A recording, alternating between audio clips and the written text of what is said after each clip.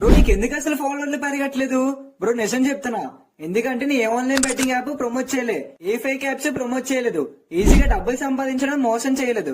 Social మీడియాలో trading చేసి ఈ కార్ కొన్న ఈ బైక్ కొన్న టెలిగ్రామ్ జాయిన్ అవ్వండి సిగ్నల్స్ ఇస్తానని చెప్పలేదు.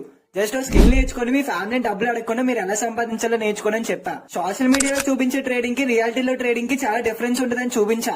ప్రాసెస్ ఉంటే పేషెన్సీ కావాలి, డిసిప్లిన్ కావాలి, టైం పడుతుంది నిజాలని చెప్పాయి కదా, అందుకే ఫాలోవర్లు పెరగట్లే. నేను చెప్పొచ్చు ఈ యాప్ ఈ గేమ్ ఆడండి, ఇంత అమౌంట్ వచ్చింది, మీరు కూడా ఆడండి, ఈజీగా ఎర్న్ చేయండి అని. ఈ టైంలో బోల్డ్ ఫాలోవర్స్ వస్తే బోల్డ్ వ్యూస్ వస్తాయి, కానీ అది స్కిల్ కాదు, అది మోసం. ఒకటి గుర్తుపెట్టుకోండి, స్కిల్ తో సంపాదించే డబ్బులు ఎప్పటికీ స్టేబుల్. బెట్టింగ్ యాప్స్ ఏవో, ఫేక్ యాప్స్ ఏవో.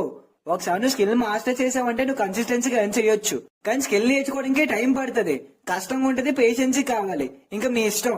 1 year కష్టపడి స్కిల్ నేర్చుకుని కన్సిస్టెన్సీగా ఎర్న్ చేస్తారా, లేక ఈజీ మనీ అని నమ్మి బెట్టింగ్ యాప్స్, ఫేక్ యాప్స్ లో డబ్బులు పెట్టి లాస్ అవుతారా? మీ చాయిస్.